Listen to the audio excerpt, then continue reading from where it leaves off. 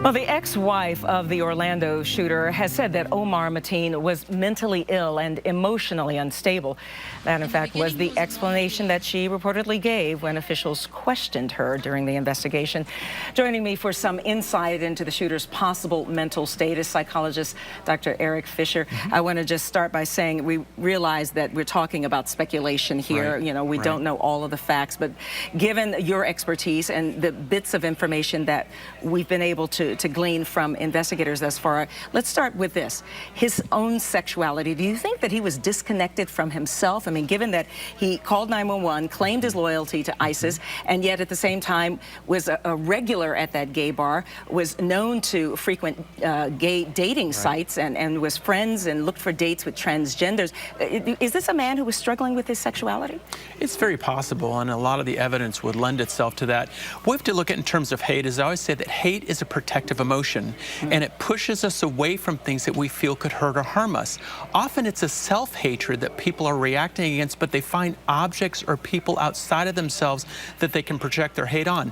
As intense as this hatred was, and the outburst, taking that into account with a history, and it seemed that he scoped the place out, and that there was an obsession with this that possibly was going on because he couldn't deal with his own issues. Delving more into that, I mean, why go to a place that you frequent, and what message do you think he was trying to send? And who is he trying to hurt in that message? To me, it's his power over his own loss of sense of control. If he had these feelings inside that it sounded like that his family might have seen as an abomination in terms of their support of the Taliban and some of their views, his behavior and beliefs were out of the bounds of what would have been acceptable by his family, therefore by his God. So how does he get himself back in the good graces of his Creator and God is to go ahead and murder those people that almost to him says, see, I'm not this. I deny this, even though deep inside he couldn't accept himself because he didn't feel acceptable by people who he felt should love him. Well, let's talk about what his father said, that Mateen was angered by seeing two men kissing, right? So, you know, could that have precipitated his actions, having seen two men kissing? Or is it more likely something else that motivated him? That is definitely a factor that looks at it. And I'd seen a quote where his father said, you know, God will handle, you know, the homosexuals and their population. And how do you connect the dots between what the father said and what the son did?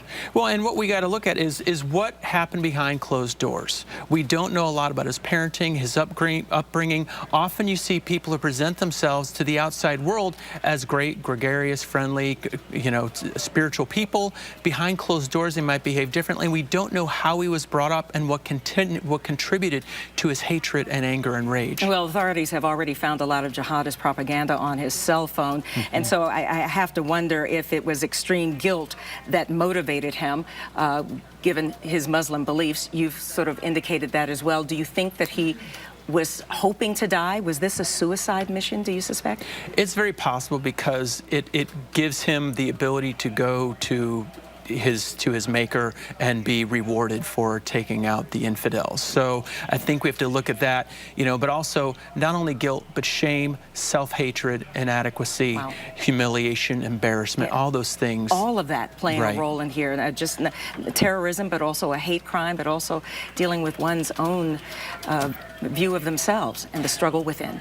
And I think one of the interesting things that was said is that this is a war. And somebody on one of the news stations commented, this is part of a war. And you know, what drives war but hate and rage and anger? So we still have to return it back to the core emotions that drive these behaviors, and they all start within ourselves. And that's where we have to look back to war through this. On many levels, externally and internally as well. Exactly. All right, Dr. Erik Fisher, thank you. Thank you.